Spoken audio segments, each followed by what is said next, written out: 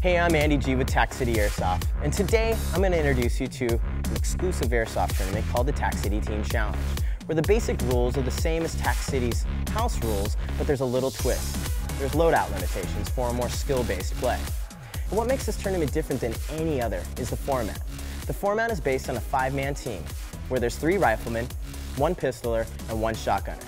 And unlike any other tournament where teams play against each other, you'll be playing against an opposing force, comprised of Tac City staff and hand-selected players from around the region. This will create a more level playing field style of play. Now, I'm going to pass it off to Vince, one of our referees, who can give you a better idea on what the rules are. Thanks, Andy. You're exactly right. There are some familiar rules, like for instance, all weapons will be chronographed at 350 feet per second at 30 VDs a second. That's normal for Tac City. However, a couple of things. The field will be modified to accommodate the close quarters nature of this tournament. So, we are dropping the 10-foot engagement distance. There is no surrender rule. That means all contestants must be 18 years and up. As well as equipment limitations, there are ammunition limitations.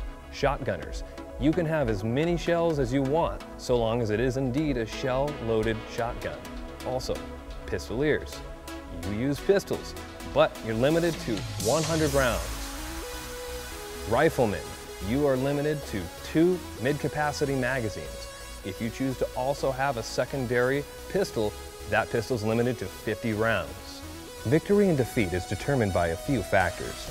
First off, your round will end if your opponent touches your starting position. Additional points will be awarded to players who pick up and retrieve objectives, as well as all live players left at the end of the match. Players will be held accountable for small infractions like bringing in extra ammunition or conduct on the field. Remember, 2 flags, that adds up to an ejection. A major offense, like cheating, is an automatic ejection. Accountability is a big process of this event.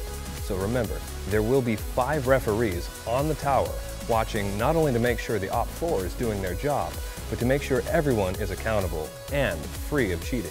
There's only availability for 14 teams, and you have until October 1st to get in for $250. Beyond that, it's $295. So, it's important to get into your local Tac City as quickly as you can and get registered.